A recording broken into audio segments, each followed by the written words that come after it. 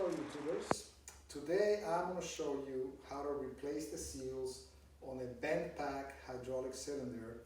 I have the Bendpak car lift. It's part number, the lift itself is part number 5260281P as in Paul -6FB. That's Frank Boy. And the cylinder that I'm going to be replacing the seals for is Bendpak part number 5502340. Now, when the cylinder fails, or the seal fails, it starts to shoot liquid oil out of the weep hole here. And when I called Bendpak, they do not sell the seal kit for the cylinder. Their only solution is a full replacement. It's $400 for the cylinder. It's about $375, and then with the shipping and so on, you wind up paying about $400.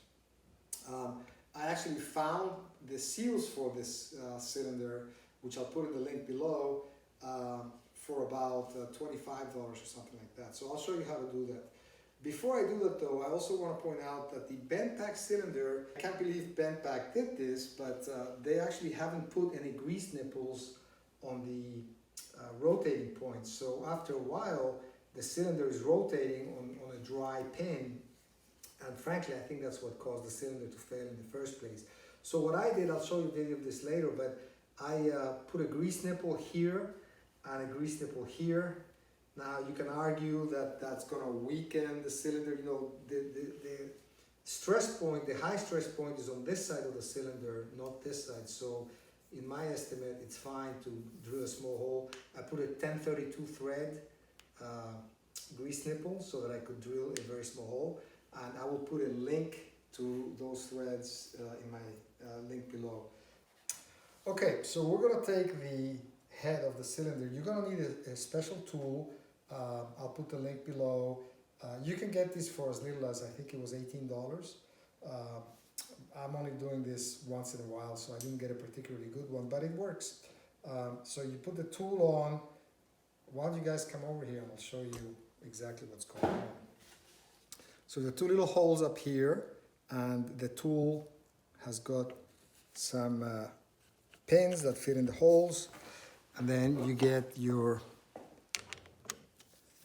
wrench. And mine wasn't on too tight, and I've already taken it off, but I'll just show you. You just turn this thing counterclockwise, and you can just keep, I'm hitting my cabinet, but then you just take off the top. Okay. So something I did not mention is, you want to, when you take the cylinder out, you want to, I've removed the fitting. You don't have to remove the fitting, but you want to push the cylinder all the way down so that you expel all the hydraulic oil, so you're not making a mess when you're working. So I've screwed the head off, and now I'm going to pull the rod all the way out to bring out the components that we're going to service. There you go. So I'm going to take this out of the way. So now I've taken the rod off, and I'm securing it in the vise. You know, you don't want to touch the rod itself, or avoid touching it, because any kind of nicks or scratches on this rod are going to damage your seals. So I'm only holding it in the vise by the very top piece that doesn't come anywhere near the seals. And then the next step is to take off this nut. Now, I already took it off, but I had to use an impact wrench, but I don't want to take the impact wrench out, so I'm just going to do it with a ratchet here. But this comes off, and you remove this nut, and then once you do that, I believe they call this a gland. You can take the gland off like so. Okay, so now this is where all of the seals are, and this is where we have to service the components. There's also a wiper seal on this part that we're going to also service. Okay, so the first step, this is the head of the cylinder, not the gland. This is the easy part to work on. We're gonna remove the wiper seal, which you can see is all damaged here. So just with a pair of small pliers or screwdrivers, you have to be careful here not to damage.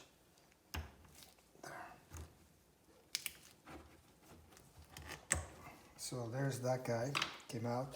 Now, there is a kind of a wiper ring in there that we don't have to replace. I didn't replace it on the other cylinder I repaired, but I do like to remove it because there's dirt and debris and grime in there. And when I clean this part, I just prefer to be able to get that part out. Okay, the next step is to try and get this spacer ring out. I just use some small screwdrivers, and you just want to be careful here. You're basically going to stick the screwdriver in the top here like so. You can just keep working it around, and eventually you can just, again, they don't need to be replaced. Like I said, I take them out because it makes cleaning, doing a good job of cleaning, easier.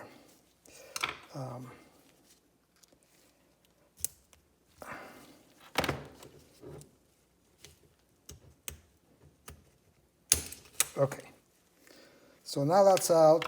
Now we give this a good cleaning. I happen to have a parts, a ultrasonic cleaner, so I'm gonna dunk it in there with some degreaser. But if you don't have a parts cleaner, just make sure you use a soft, like a brass brush or a nylon brush. Clean everything. You see there's bits here, remove everything. Okay, now we're gonna move on to the gland. And the gland, this is the seal that we're replacing. This is the one that does all the work to prevent the fluid from coming out. This again is a spacer ring. This one's very easy to remove because you can just get a screwdriver out here and just kind of do that. And voila. Now, this ring here again, also not gonna be replaced. We're only replacing this one. This one I've already cut. But basically, you just take an X-Acto knife or a sharp knife and just cut it. And be careful not to nick the steel surfaces. Just very carefully cut it. And then once you cut it, you can stick a screwdriver or something and then just pry, and you're done. Take it out.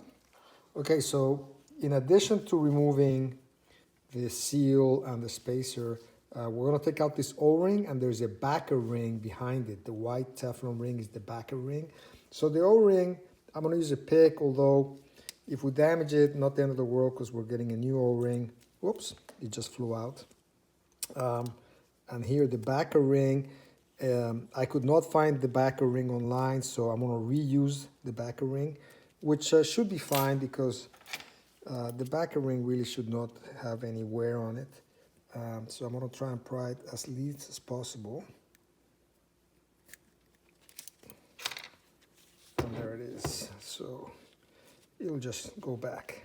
Okay, so I'm gonna clean the parts now. I need to go find my ultrasonic cleaner, get some degreasing agent, let them sonicate for about a half hour, clean everything up, and I'll come back and show you guys where to go from there. Bye. Okay, so the parts are quite clean. We're gonna put the spacer back, and so I'm just gonna bring it in on itself.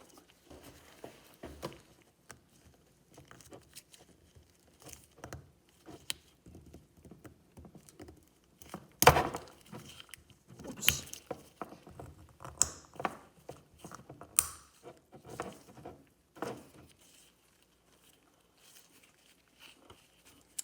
It's almost in, not quite in all the way. There we go. Now that guy is back in there. And now we'll put in the seal. I like to put the spacer in first because sometimes you have to sort of access it from this side.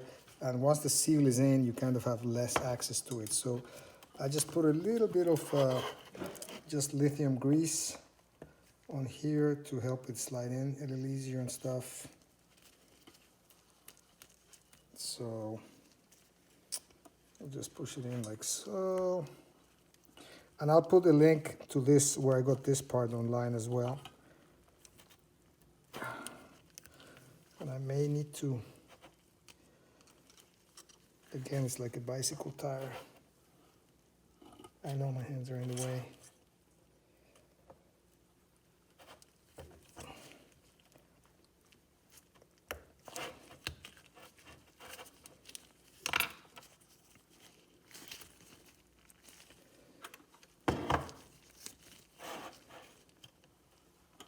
It caught a little bit of my glove, but that's okay. We'll just leave it in there. Okay, so now that is ready to go. Okay, so let's move on to the gland. The gland is the difficult one, but I'll show you the trick for putting the seals on the gland. And so this one is very easy. It's hard to get confused as to, it's hard to put it in wrong. We're just gonna kind of open it up a little bit and snap it into place. Done. Very easy. Okay, now we're gonna put in the O-ring and a backer. This is a new O-ring. I'll put the link to where you can get the O-ring. Now the backer, it's hard to see on the camera, but there's a little groove on the backer ring, which is only there on one side, but not the other. The other side is just smooth, flat. I just want to clean this. And the O-ring sits on that groove, okay?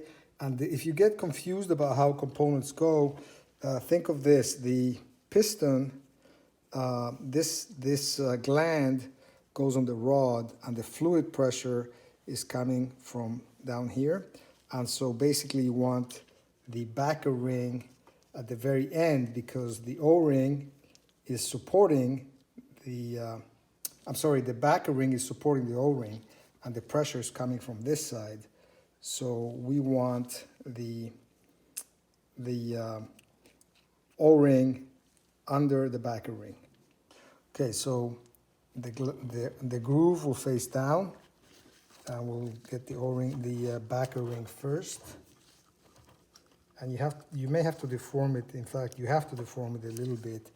But once it's all in there, it'll get pushed back into shape. So don't be too worried about kind of deforming it too much. At the end of the day, it's not like you can get it in there without deforming it. Okay, so I got the backer ring in there. I'm just gonna try to get it to seat properly. Oops.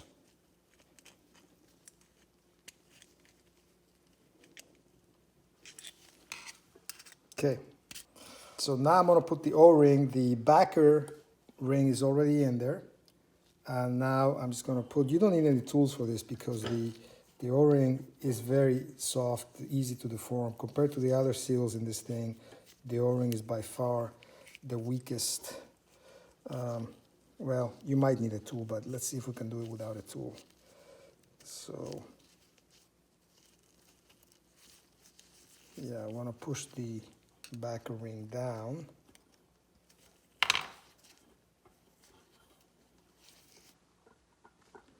Okay, that's it. Very easy.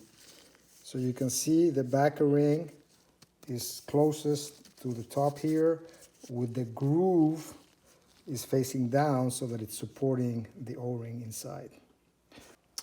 Okay, so now we're ready to put on the seal on the gland, and this is by far the toughest part on the process. You have to make sure that it is facing the right way, because when pressure hits the seal, it opens up the seal to push it up against the cylinder and make a seal. So it's very important that you put it in the right orientation. Now, expanding this seal is next to impossible. It's very, very tough. So what I do is I use this. It's a pipe expander, which you can buy from Harbor Freight. I'll put the link below. And I make a slight modification. I put a hose clamp around one end so that it flares out more and sort of becomes like a cone. So let me show you how I use the pipe expander to expand the seal and then put that onto the gland. Okay, so I put a little bit of grease because eventually we want the ring to, the seal to slide off this pipe expander. So a little bit of grease here so that the seal can slide off. And similarly, a little bit of grease on the inside of the seal, again, so that it can slide off easily. And then we're just going to put this on here. And you want to put the the seal, so that it's kind of flush with the edge of the pipe expander. So you don't want it too far back and you don't want it too far forward, just so that it's kind of flush with the edge of the pipe expander. I also put a little bit of grease on the gland because the seal is going to slide past this. So we just want to make it as easy as possible for that seal to slide over. Okay, so I've got the pipe expander in the vise. I've put a hose clamp, which is, you don't have to put it super tight on one end. And then I've slipped the seal. Now make sure the seal is in the right orientation, because otherwise you're going to put it on the gland in the wrong orientation and you have to cut it out to take it out. Okay, so you put it flush, and then you can initially start by just turning this by hand because there isn't a lot of force, and so you can just turn this, which starts to dilate the pipe expander. And you see the point of the hose clamp is to make it into the shape of a cone. And then you have to keep checking. You can just kind of eyeball it. It doesn't have to be exact, but you need the seal to be at least expanded to this diameter because it's going to slip over this. The end of the wrench works much better. Okay, now you want to keep checking because you can overstretch it and damage the seal. And again, this is not super precise. You can just eyeball it so that it's big enough to slip over the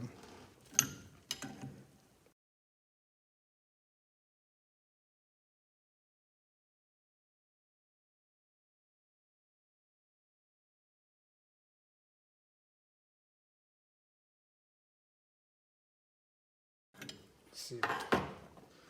Okay, let's see. So yeah, now you can see that the ring has pushed back a little bit, which is okay. And I've got it on the wrong end, but it doesn't matter. Now the pipe expander is roughly the size of the gland diameter. Okay, that should do it. Yep, okay. Now we're going to go over to the hydraulic press. Okay, so this is a Harbor Freight hydraulic press, and the plates that come with it are almost perfect for this task. So I use that semicircular feature on the plates. I put the gland over the expanded seal with my pipe expander. And then I use the plates to just support the gland, the seal. That's all they're supporting, the plates. And then I just happen to have this disc, but you can find some suitable implement. Okay, and then just make sure everything's lined up. Make sure that when the gland is coming down, it's not going to somehow catch on the seal. You want it so that as the cone pushes through, it's expanding the seal. Okay, so that looks good. And then we just start pressing it, kind of like the wheel bearing.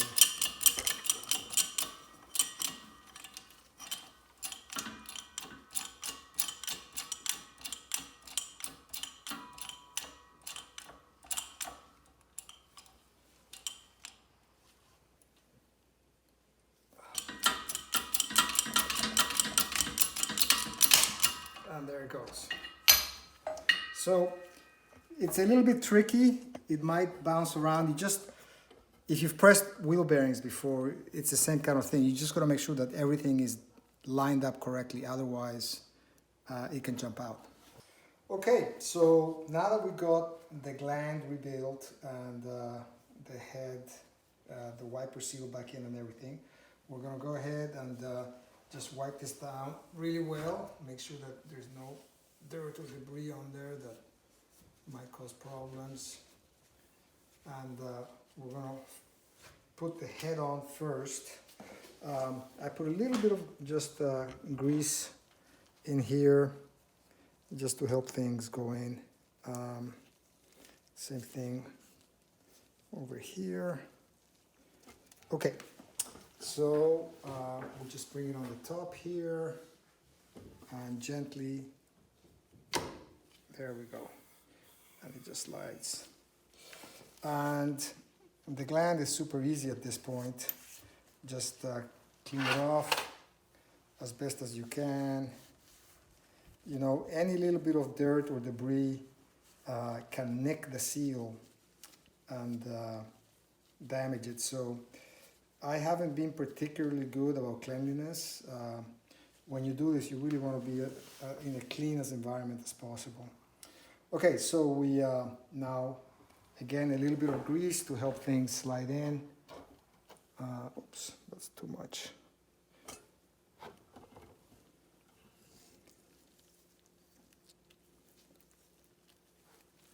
And we just, this might take a little bit of, oh, there we go, that was easy. Sometimes because the backer ring got deformed, it can kind of fight you going back in, but easy to put it in. Okay, now we'll just put the nut back on. If I can find it. Okay, we'll put the nut back on. I like to put a little bit of thread locker. It's probably not required, but if that nut comes off in the cylinder, you're gonna be in a lot of trouble. So I like to put some thread locker, and then we'll just tighten this down.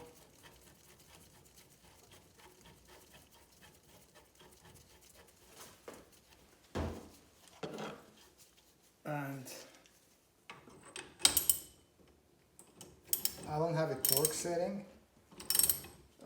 so I just give it a good press. And it's ready to go back in the cylinder.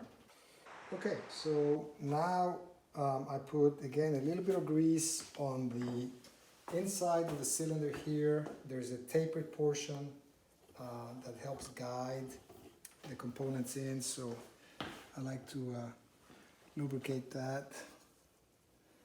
And then, of course, on the gland itself,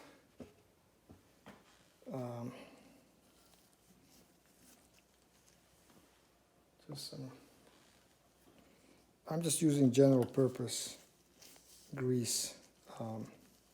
I'm sure that somebody makes a special grease, but I don't have it.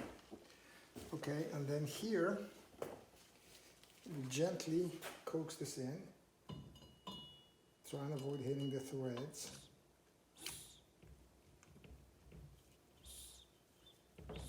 And there it is. And now we'll just push it down.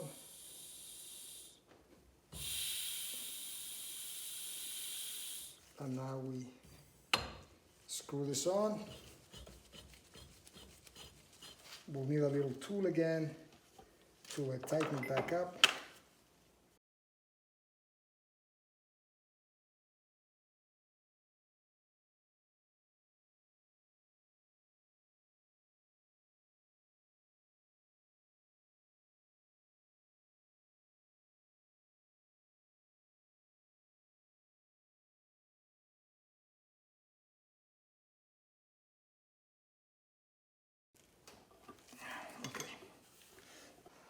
Okay, so we are pretty much done with the rebuild. I tightened the head back on. We need to put the fitting back, and it's pretty much ready to go.